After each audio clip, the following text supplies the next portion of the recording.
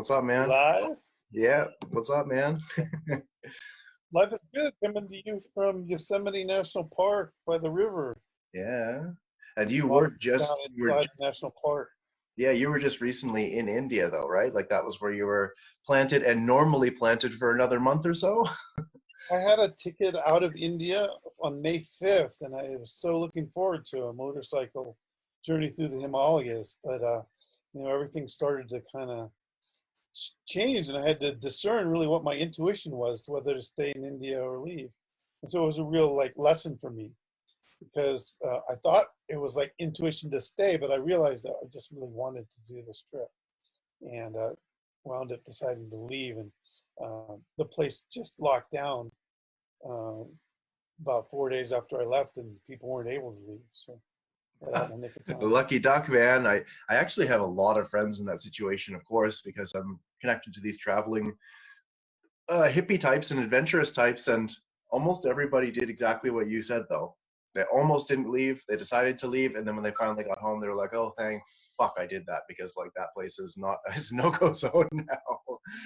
Yeah, Yeah, I mean, I've got Yosemite National Park to myself here or there. You're pretty much locked in your room, and a little bit of a burden on the local population. But I have some friends that are there, and some of them are doing like charitable food service kind of things, feeding the poor and the animals. So, yeah, you that's know, they're doing good work. yeah. So even if you did, you would have been fine. But um, this seems to be the biggest pattern interrupt that we've experienced as a whole humanity. I don't think because a tsunami, for example, might affect New Zealand or it might affect the Philippines, but a tsunami doesn't affect the whole world. The fires in Australia, they affected very much where I'm at here in Australia, but they didn't affect, other places. And I find it interesting that this particular virus situation has actually changed, even if it's not that I'm not fearful of the virus itself, for example. I'm trying not to get it, but I'm not fearful of it, but even just the social ramifications and impact that it's having is different than anything I've ever seen. And I think it's kind of a cool opportunity in a lot of ways. What's your, what do you think? It's a definitive event, that when we're old, if we make it there, um, this will be this event that we refer back to. And it's been people refer to where you were when Kennedy was shot or 9/11, and this is bigger than all that. I think people really feel the gravity of this event, and doesn't mean there's people that haven't come to terms with it yet, are in denial about it, or angry, bargaining with it, all the stages of grief about what's going on now. But it's a big deal, It is a big deal, and and like again, and every big deal is an opportunity. We grow a lot more through the hard times than our vacation at Club Med, and it's hard to know exactly what's to be gained through this, but there's no choice but to make the best of it. yeah, that's exactly it. And it's interesting also that everyone's been sent to their homes in particular, which is like when I think of a pandemic or I think about a cataclysmic event, it's not that everybody's at home. It's that like it's just very interesting to think we're all forced to go home with the internet so people can connect as well. Like it's very unique in that way. It's fascinating, and I've thought of that. I mean, there are people on the front lines, these doctors and people doing different service that are having to be the heroes, and yet even though we're having a world-changing event, we're kind of isolated in our own place to go through it, and I think that there's going to be unique this self-discoveries that arise from that. I very much agree with It's that. One thing that I follow your Facebook pretty regularly, man, and again, our history is that I met you in Rishikesh in India in 2009, and I was just a young popball full of enthusiasm, and I remember saying a bunch of really airy fucking stuff to you, and you were like, "Yeah, well, Yeah, I remember one that. from one perspective that works," but then you were just this solid rock, this grounded person that was like, but from a grounded perspective, and just like the words you said just pierced my energy filled body, and it was really really helpful. That's basically how we met and how I've been connected to you. And I watch what you do online a lot. A lot of it is spiritual teachings, and a lot of it is sharing your experiences. But what I find the big thing you're offering for a lot of people is kind of just sharpening the knife of discernment, because there's a lot of stuff that comes around. We're going to get into maybe some of the discernment around even this COVID experience, where a lot of people have different interpretations as to what's going on. But it's not, if before COVID you were doing this too. I find that you're very careful, just like you did with me personally online, to help people cut away a lot of fluff and just get very, very real and very, very grounded about different subjects. I mean, I know you're a Taurus as well. Can you talk about that? Well, I mean, it's ironic because decades ago I had some kind of like, profound spiritual awakening, like night and day. And as part of that, I was in bliss and I had all this love, but I also kind of lost my mind a bit, and and thought and believed all kinds of things that in retrospect were just like my subconscious mind sort of grasping on to exaggerations of the energy of intuition and stuff.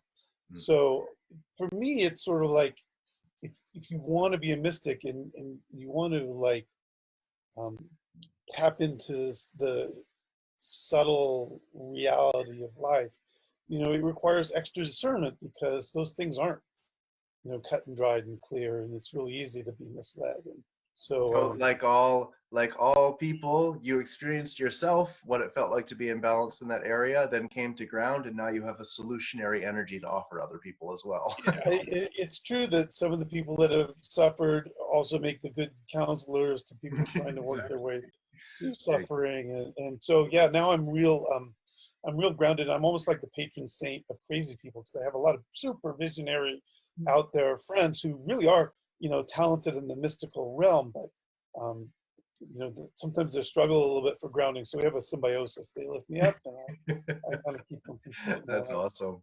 Well, look, the big hot topic right now is that as all of this virus stuff has happened, there has been a lot of conspiracy theory. And just to make it very clear, the way I see conspiracy theory is that there's usually a strong grain of truth, but around that truth can often become more, I guess you could say, story or more narrative.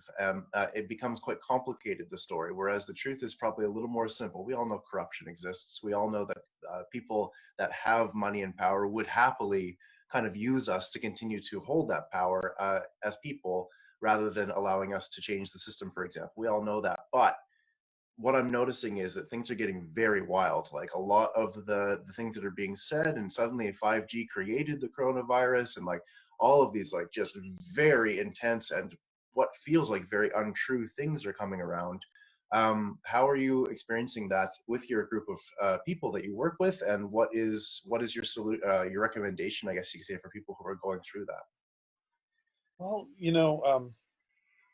one thing I want to start with is that there really is a profound event happening, and um, it's not a total accident. On some spiritual level, this is part of our path of destiny and awakening, and you can feel that in the air. It's got an aura of that, and that doesn't mean people can correctly assign all the reasons and machinations behind that. It just is what it is. But because there's that feeling, it attracts an energy of making an explanation for it, or um, a Trying to make sense, story around trying it. to make sense out of it, and trying to find security, or trying to, even fear can feel like security sometimes, it seems like, too, right? Like we're just trying to. Fear breeds paranoia, and paranoia spins a whole story. If I think that you're out to get me, or that everybody's out to get me, I can sort of start to see everything in that's life. Maybe you're having a video chat with me now to get me to confess stuff so that you can, like, do your evil plan. I felt that way in the past when I was in certain paranoid modes. I felt like it was all setups, and even friends of mine, I started to get my back up a bit of like, what do you want from me? I've been in those modes myself, so I know what it feels like. Feels like a very much a very collective version of that right now. Because we are, again, we're connected on the internet, which is fucking amazing. Like imagine the difference if we were all isolated at home without that. But also with all of this time on our hands, and with all of this fear, some legitimate, maybe some a little exaggerated, the ability to communicate together is very strongly, and I think it's very easy to spin stories very, very quickly because of the internet as well. This connectivity is super powerful, and it's the first time humanity has had like this much information available worldwide. I mean, we're on different sides of the world right now. But everything powerful, whether it's money, sex, or even information on the internet, is subject to abuse and misuse, and there you go with it. And also, we all have our egos, right? So it's kind of unsexy to think, oh, there's a virus going around, and we're going to beat it by staying inside, and we don't want to stay inside, so we got to think of a reason why we don't need to do that. And so it's much more like woke and sort of like visionary to think that there's some greater purpose that we're connected to that's unfolding. Exactly. And that's just a little bit dangerous though, because if we do stay home, and like again, I'm not taking this so seriously, Karl, that I'm like scrubbing myself and just sitting in a shower all the time. Sometimes I see a friend, sometimes we go and play a game of ping pong, but in general I'm staying home. In other words, like I'm taking it 85% seriously. So I got to admit that, just so you know, that I'm not like perfect, I guess, in what's being said. I'm not so locked down that I feel completely isolated, just pretty much. But at the same time, it doesn't seem like it's actually too tall of an order to just chill for a second. Like it actually seems like it's probably the best, the easiest thing we could be asked of, really, is just chill out, just to take space and not go into groups, not get too crazy into groups just for a second. I really don't think it's that tall of an order. Well, it's different challenge for different people that have different financial Sure. things. Some people are just like stir crazy and want to connect, or they're massage therapists, or they have different motivations and different personal circumstances where this is more or less, offensive and grinding to them. But on the other hand, a lot in my community, there's a lot of like blaming the rich and blaming corporations and blaming all these people for being greedy and self-centered, as if we weren't. And so this is, staying home and being part of the team, wearing a mask outside. These are things we're doing not so much for ourselves, especially young and like you. It's for our community. I used to go visit my mom in an assisted living place, a bunch of old ladies. If I've been hanging out with my homies and caught a virus, I could kill a bunch of them. That's right. So this is doing our part as a community and involving a little bit of sacrifice too. And so personally, I'd like to be out there hugging a bunch of people, and I can't. And I'm just And going to have to make the best of reality. but I love what you said before, though, is if there's a feeling of I don't want to, then our mind is a very powerful thing. If we're in resistance to something, it will create a reason. It's like if you have an addiction, there's always a good reason to keep that addiction going, right? Like you could be like, no, this is really stupid. And then one day you're like, but what if I did do that thing again? Like, Somebody posted a online a link to a psychological principle that I'd seen in action a lot, but I'd never put my finger on it. It's called motivated reasoning. And so that's how we rationalize what we want to believe. And you see it in action now. And even when we talk about conspiracy theories, you will see a lot of you say, like, well, the rich people are losing trillions of dollars in the stock market because of this, and it's creating political instability that governments really don't want. And so I don't know if it's really the plan of the elite to lose all their money and control, when really their control is having us go to work and have to work for low wages and pay the bills and stuff. And then, but if somebody's faced with that, or like, 5G, it's causing the coronavirus. Well, the coronavirus is all kinds of places with no 5G. So how's that true? And then immediately, instead of like going, okay, there's a question that I need to research, you think of how it could still be true. And just because you thought of it must be true. And that's another like misuse of intuition, I think. This, I thought of it, it must be true. Like, you're just self-brainwashing yourself. very much so. And before we get into some specifics, I'd like to actually talk about 5G, and I like to talk about these things.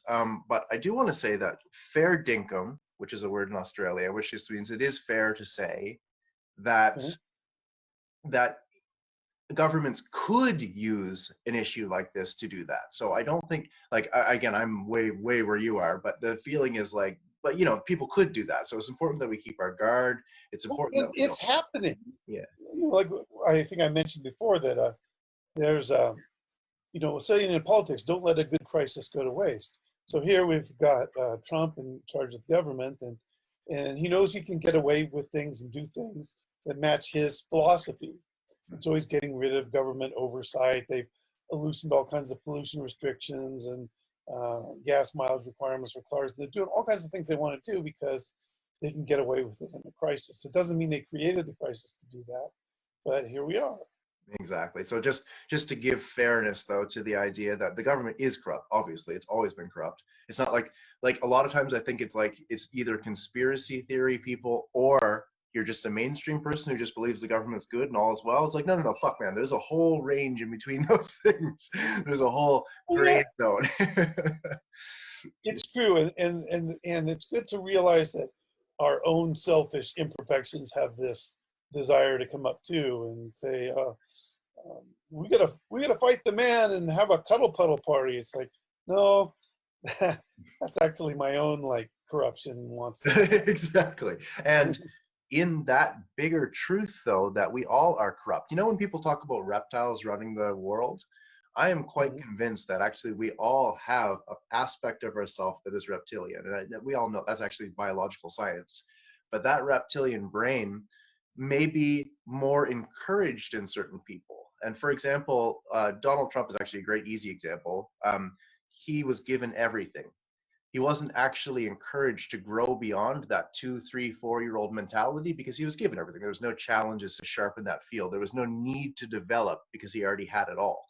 So if I'm not saying that he is a reptilian, but that part of his brain that would basically use whatever he can see around him, and that other part of the brain that goes, hey, you probably shouldn't do that, probably isn't as active. So when we're talking about these bigger things as well, I believe that every human is quite corruptible, and that if we were born into different circumstances, had different upbringings, were in different environments, and different opportunities that were more negatively twisted, that any of us could be those people.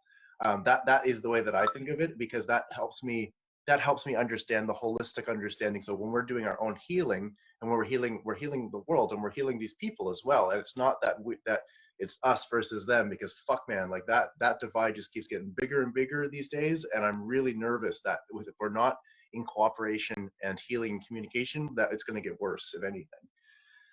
I think it's interesting that you bring up something like the reptilian brain, and I don't, that some of these people that are ego identified with a conspiracy theory, like they feel special because they've latched onto a truth about something that's most people aren't in touch with. I mean, that could be their ego identifying with it, or it could be that fear has got them, like also activating a different part of their brain. Because, for instance, say the people that believe in the flat Earth, I think a good understanding of science will make it this sort of uncontroversial that the Earth is not flat. But I've used people's own standard of evidence to show them that it's an impossible theory, and nobody ever walks back from it. So I think that there's elements of psychology in this that aren't defined yet, but it's possible to get like really locked into a like deluded view about something. And they may become defined later. It could be that all of these experiences will lead to our social sciences understanding these phenomena more and being able to educate and talk about it. That's what I hope for everything, right? Is the Well, and the downside of that is um, the field of psychology, once it crawled its way out of the Dark Ages, first use it was taken to is propaganda to influence the way people think, to influence the way they vote, and sell you stuff. very So good. now there's troll farms in different countries and even in the States that are, basically like focus groups to create lies and spread them to create a disharmony or a backlash. They knew Hillary Clinton was coming, decade in advance, and got her painted as a reptilian child Lock her pedophile, up. Lock her up, Karl. Satanist. Yeah. No, I agree. And I guess I'll add something to that then. If it was understood how these functions work on a psychological level, and we were given the empowerment of critical thinking, so it was both. We'll learn and expose that aspect of mind that really is the same thing that gets involved in cults. It's the same thing that gets involved in everything, that susceptibility and that desire to to be exclusive, I think, is a big thing, like with conspiracy theorists. And again, I'm not trying to paint a huge brush here, but like groupthink is a real thing, and wanting to belong to a crowd, wanting to belong to a group is a huge thing with flat Earth, with conspiracy theories, with religion, with New Age people, with hippies, with scientists, Democrats even, and for fuck's sake. Republicans. Yeah, everybody. Exactly. Everybody. There's people that will kill for their sports team, as if the quarterback of some, like football team was your buddy, and you want to like fight for this, sports team that you've identified with. And our egos are like that. We want to be special and valid, and a lot of us have very ordinary lives, so we're reaching for something to identify with, and we That's why defend it. I'm now a cosmic ascended master, Karl. I'm just joking. But one of the groups that I hope you paid somebody thousands of dollars for that. I did. And that's how I know it's authentic. Um, one, but one of the, I love what you just said. Everyone's actually living perfectly ordinary lives, and that's what makes us crave that kind of stuff. But one of the groups that I just said as well, one of the group things is science too. And this is where I can see how conspiracy is born, because science does have a limitation. However, in its true form, it's ever evolving. So science does have a limitation. And I feel like the problem is if we identify a limitation on something think about cancel culture actually. So this is people being canceled. Think about everything just gets canceled basically the minute we find out it's not perfect. So if science isn't perfect, unfortunately, or it has limitations. Unfortunately, what happens is we'll write that off completely. None of that makes any sense anymore. We're going to throw it all away, and now I'm going to go in this whole other direction. And I've done that before in the past. And I feel like that is the problem is it's not integral, it's not integrated. If we look at anything, I'm using science as an example because this is where conspiracy theorists are generally coming from. Is fuck science. Science is not totally right, so we're going to make up new sciences. Flat Earth, same thing. So what if we looked at our sciences and took the amazing amount of knowledge and help that it's given and recognized that it's not perfected? What if we look to religion and look at the beautiful connective practices that have come from it, but know that it's not perfect? What if we look to meditation teachers? You've lived in India, man. You go to India and you're in Hinduism. Is Hinduism like 100% true, or is there some fucking superstition and weird shit going on in there? Like we know there is, but you can still learn from the practices, and we can still gain knowledge from these things without then throwing the baby with the bathwater, And I think that's really that integral mindset would be so fucking helpful for us right now if we could look to the hippies to play and look to the science for concrete facts, and look to the Hindus for meditation, and look to the Christians for prayer. Like it's cool to take from these things without necessarily then identifying as being that. People don't want to admit to the flaws of the thing that they're connected to, but I think you make a good point about science. Um, like science is a little insecure about its reach, right? So it tends to like dismiss spirituality, where that's just outside of its realm. It has no way of measuring that, and or even something more practical like vaccines. Science is well aware that if it admits that there are adverse reactions to some sensitive people from vaccines, that people will be afraid to take them, so they kind of are in denial about it. But everyone sort of sees that, okay, well, vaccines, we don't really think they're completely safe. You're trying to tell us that they are, so it's obvious we're being lied to. And then the whole But thing. then it gets exaggerated into it's a mind control thing, and it's going to kill you if you. Even though 90% of our friends are all vaccinated, it's sort of like going to kill you. It's like, well, it didn't kill me. It might have different reactions to different people, but science isn't addressing those by being not completely straightforward. That's a great example. And then the other one around vaccines, because something I've thought about quite a bit. It's so fucking polarized. And I like, just to be very clear, 2 years ago, I got the HPV vaccine on purpose because I was like, oh, I have a sex life that might create something like that. So I was like, you know what? Body animal. Exactly. So I got the HPV vaccine just 2 years ago and when I went in there, I was talking to the doctor. I said, okay, look, I'm not an anti-vaxxer, but I have a lot of friends that are, and I want to give legitimacy to what they're saying, and I want to give legitimacy to what you're saying. Talk to me. What's the deal? And he goes, the truth is, there's a 1 in a million chance that you are going to die. There's something that can happen. Is a potential adverse reaction that will do that. He goes, there's also a 1 in a million chance you might get paralyzed for a month. And so he was like really straight up, and he goes, no, it's your choice. And I thought that was brilliant because he was able to address, again, those very small potentialities and then gave me the power to make my choice. I didn't have to get an HPV vaccine. That was very much opt-in as a 34-year-old man at the time. Like that was my choice. Last year, I got the shingles vaccine. I got it after recovering from the shingles, which can be a viciously painful episode. Mm-hmm. And so, it's a risk reward thing. It's like, okay, well, it could challenge my immune system for a while, and I could even have a flare up of an autoimmune condition, Hashimoto's. It risks those things, but also it's like compare that with the excruciating episode. It's sort of like and I think the COVID-19 is going to be sort of like that too. It's sort of like, well, I really don't want to cough and drown in my own fluids over the course of 3 weeks. So whatever, if it's not dramatic adverse effects that are coming up in too significant a number of people, then, I'll contribute to the herd immunity and save myself the excruciating death by taking the vaccine. So here's the even funnier thing. I am unconvinced that I'm even going to take the COVID vaccine, and I'm not an anti-vaxxer. So I just think that it's very interesting I just want to own that too, just because I don't want to put on a sort of like a false play or any kind. I'm trying to be honest. I'm not sure if I'm going to do that. I don't do the flu vaccine either. But when I went to India, I got the fucking Hep A and B vaccine happily because I don't want Hep A and B. It's all reward and risk, like you said, and my mind will change and evolve over time as well. But that's exactly the thing with people are so afraid that this whole disease is about getting people to get the vaccine, which people don't realize that a lot of vaccines lose money and very few even make any. They were working on a vaccine for SARS, and then SARS went away, and all those people just lost all that money. Right.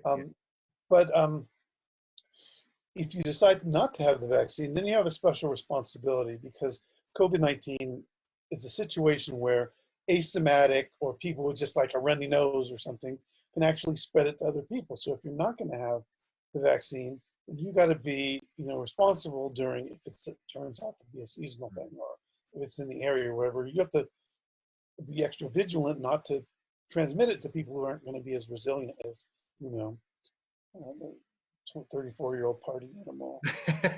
That's right. And again, I haven't made up my mind fully, but I just want to say that I'm not an anti-vaxxer, nor am I a pro-vaxxer in 100% senses. I feel like there is a middle ground, and if I'm traveling to I don't get the flu vaccine or anything like that. I know you're not, exactly, but that's the thing, and I'm about to have a child as well. Like I have a baby on the way, like today.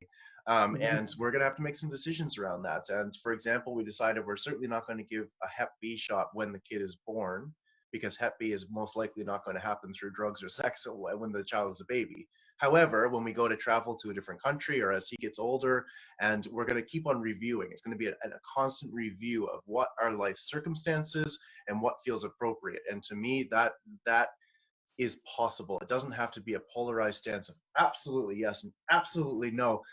That whole mentality is just fucking us to the ground right now. No, but the all or nothing mentality is kind of a religious purity test, and like all capitalism or all communism. It's like, it's really the mix of things that creates a balance. And I don't eat nothing but junk food, but I got chocolate in the refrigerator. So. Hey, if only someone came along and had something like, I don't know, democratic socialism, so it was both, I don't know. I heard there was a guy. Unfortunately, I don't know if you know, but Bernie dropped out today, I believe. But I mean, I thought that was actually. Or to him, he'll have a seat at the table. I hope that it's another one of those all or nothing things that won't get us another 4 years. You remember last time when he dropped out, and it was, they were obviously trying to make him lose. That's the truth. But when he dropped out and then he supported Hillary, all these people were like, "You're a sham. You're a shill. You're not even real." And I'm just like, dude is fucking intelligent. Like the reason he's still around and influencing politics in the most intense way is because he did that. And like when instead of using what's like long-term thinking, which involves seeding, which involves planning, which involves taking losses, taking gains, which is what this man's been doing for like fucking 50 years or something, like more than most people have done anything. I just think it's hilarious that people are so quick to then be like, okay, well, let's completely write him off, or even deify him, like, oh, Bernie Sanders is the Jesus. It's like, for fuck's sakes, man, he's just a human being working. He's done an incredible job, an incredible job. But I just find it's the same thing as the all or nothing, right? It's like that all or nothing mentality is just gonna And be again, the death of it's us. that identification with the ego, where it's sort of like you're on the Team Bernie, right? And Team Bernie represents an ideological purity that you can align with, and you're not going to accept anything less than that purity and the way what you've projected to it. And it's, similar to like the disillusionment when you're with a spiritual teacher and he winds up, he's sleeping Fucking with all some the students, disciples, yeah. throw some money away or something. Exactly. This is this is you got two choices in this world. If you want to say that you're one of the woke people, then you got to deal with the fact that most people aren't woke, and it's going to be an imperfect world. And I remember. that, or you're not woke, and better like shut the fuck up a little bit. Look, I remember in the podcast that we had filmed a couple of years ago, I was like, so have you met inspirational teachers? And you're like, yeah, I've met some inspirational teachers. Almost all of them have scandals now, but they were still inspirational. I thought that was pretty funny. Well, and yeah, it's good to know, and because we're not so far from being inspirational ourselves, and so sometimes put these people on a pedestal, and that's why we need to like identify with somebody to validate our existence. When like um, accept your own inner light and love, then even though it's an imperfect manifestation, then you can like live with yourself. being naturally charismatic. I know a yogi once, way up in the Himalayas. I was staying with him around his duna up in like 12,000 feet. We hung out for some days and weeks, and he finally said, Baba, Karl Baba, I found a fault in you. I go, okay. And he goes, you want to be special. You want to promote Karl Babaism. And, he got me, I guess, because I, had all this spiritual knowledge and I was working with it. And he goes like, Gandhi was simple. He just wore a little like loincloth and very simple, weaving and everything. And we pointed out some other like great spiritual beings, how simple they were. And, I'd like to think I'm more simple now. And I don't know how I got from here to there, but I know he nailed me then. And so I want to make that. Hey, that sounds honestly like a really beautiful moment that you got to have, that someone could be honest with you and you could accept it. Like that's huge. It goes to show an opening in your psyche that wasn't a closed belief system, so you're able to actually hear too, right? Well, and I have mad respect for, like I said, very few people find a way out of believing their fixed thing. So anybody that actually goes like, I realize the earth isn't really flat and I was wrong. It's like, what? What did you say? Yeah, Oh my God. totally. And when people are even, I'm going to take it so far as are racist or have bigoted views or have sexist views, when those same people go, you know what, I was wrong, I think they should be celebrated. Because I celebrate. what's that? I celebrate it. I give Yeah, exactly. that's really But a lot of times people are afraid also to open up to say, hey, I was racist, because people will jump on them, be like, you were racist, you piece of shit. Whereas if we created a celebration of overcoming in a culture, it means that we'd feel very comfortable. We'd be like, oh, you know what? I saw this person realize the error of his or her ways. And then all of a sudden I realized I could do it too. And then we could all celebrate and fucking hoobala into a new reality. Fuck. well, there's this, people pay lip service to we're all one. But like if you take something like that seriously, it's like everybody's a part of me, like there's no like external evil person that's not a part of me. So I can't like divide myself into these people being my enemy or the I, I know everybody is going to be come around in the end. There's a saying like the saints will be used to be sinners and the sinners will become saints. So fucking true, man. And to come back to you were talking about pedestaling teachers and that kind of stuff. I personally was, again, a young, charismatic person who very easily could have gone down that road and accepting the praise and accepting being on the pedestal. And still, very much like an option. Like that is a thing that could happen in any given time. I try to continually ground myself, surround myself with friends that will be honest with me, and a partner that will call me out on my shit. I find that really, really helps. But then what I was going to say is that one of the things I like to say is that if you put someone onto a pedestal, they're going to fall off. Like they have to. And when they fall off, it's probably going to hurt you on the way, because as someone falls off a pedestal, it's very possible to be in the line of fire on that too, right? Well, and that's the like imperfect way that we sort of gradually evolve through experience in this life. This is um, sometimes people judge life about whether it's pleasurable or not pleasurable, or whether you have money or not money. But it's sort of like an evolution through experience, and it's, a lot of times it's the rocky part that. Yeah, and like I've been doing a thing lately that, for example, if let's say an intimacy issue comes up, because it does, I'm in a very solid, beautiful partnership, and little intimacy issues come up from my past. Instead of trying to even heal it, I've just been doing a thing of being like, kind of like finding it very funny or being curious about it, like getting into a space of like, oh, that's an intimacy issue. That might never go away. I think that's hilarious. Like here I am, still as a grown man, having the same thing I had when I was a teenager. That's hilarious, you know? And I've just really been trying to, not trying, but coming into and understand, like almost getting not excited, but I'm not sure. There must be a new word I have to create from the dictionary, essentially. But just we all are all fucked up. We all have our problems. We all have our shadows. We all have our dark side, and that suddenly is very funny. I'm not trying to heal it. I'm not trying to fix it. I'm not trying to make it go away. I'm actually kind of enjoying it in a weird way. Well, the fact that you can like see it and accept it is half of healing it, because sometimes just consciousness tends to dissolve things that we're not, in denial of, or something like that. But it can also be an opportunity.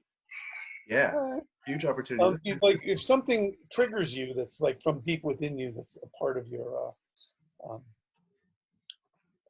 your childhood wounds, your core wounds, even from another life or something. It's like better make use of that trigger to get in touch with something that's in there. Otherwise, you're gonna like live through it again and again and again.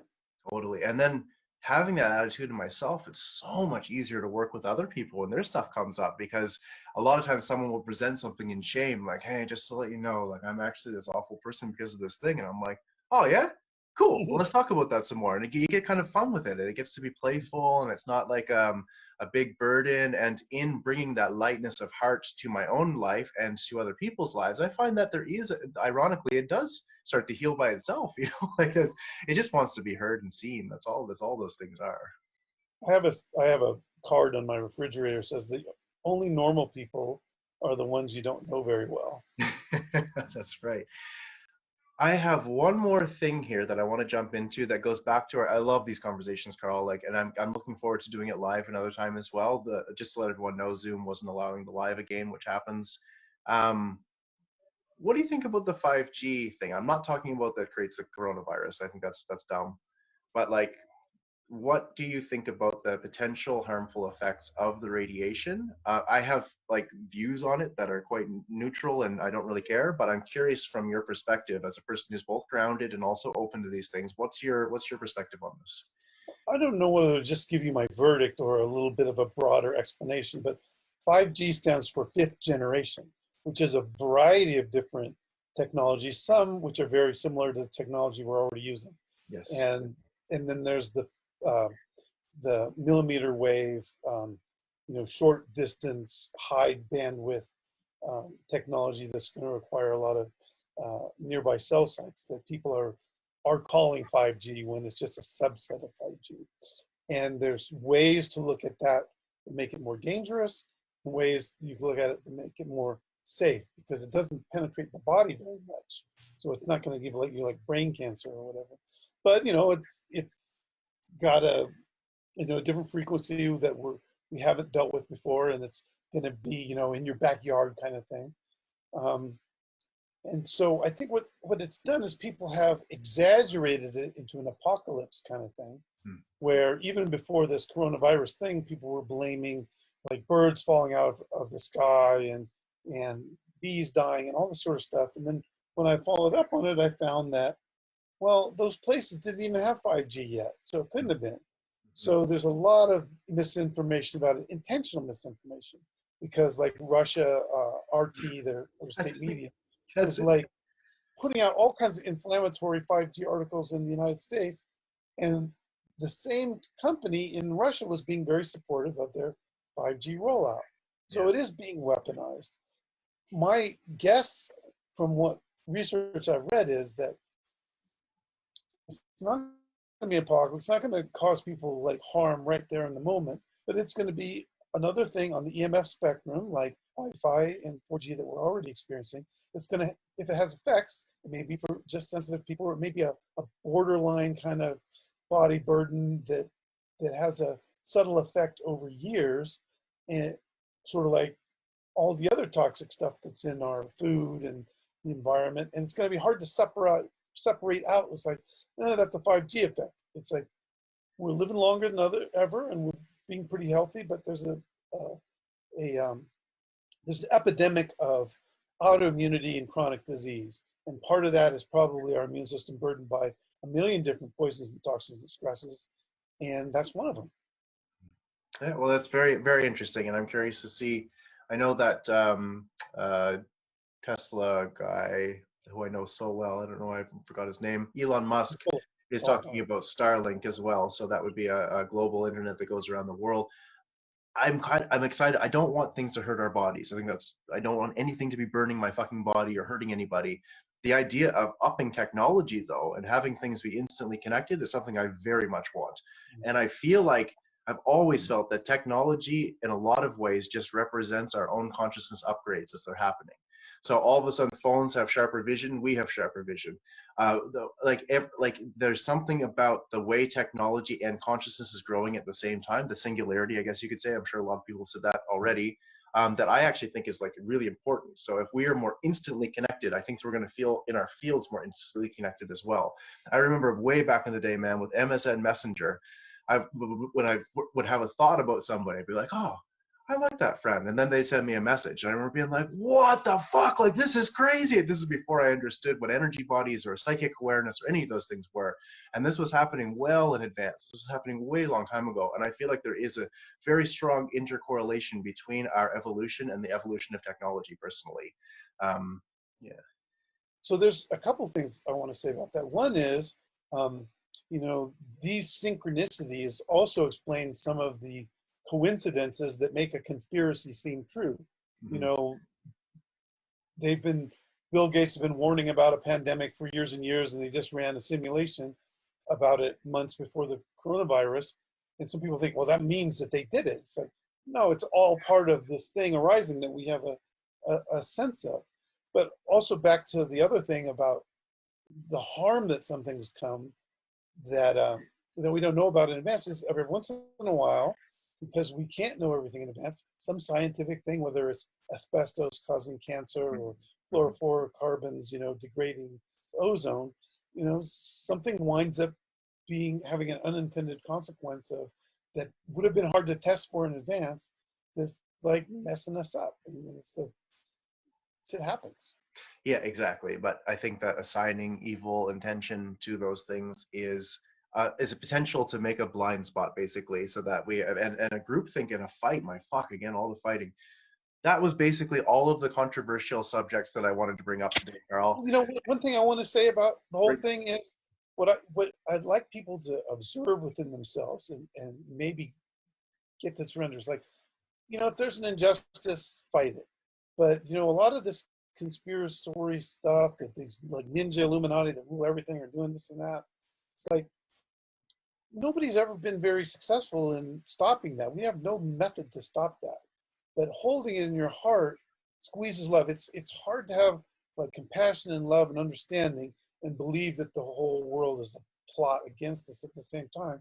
And if I've got to choose one space to be in, I think it's love that overcomes everything. Love is the solution to all the hate and conflict and a forward path to evolution. And I'm just going to choose it. Not in denial, but but it's just got to come first for me. I think that makes a lot of sense, Karl, and also a good way to end this beautiful conversation. I'd love to do it again, man. I'd love to go live as well. We'll do all kinds of things, man. I really appreciate it. When somebody opens a dialogue with you, it brings this stuff out. So thank you for being a part of that and for being my friend. Love you. Beautiful, man. Thank you And so whoever much. happens to hear this, I wish you a gentle passage through these times, and that your own like heart and awareness should be uplifted and transformed through whatever we're going through together. Well, wouldn't that be ideal? Thank you, brother.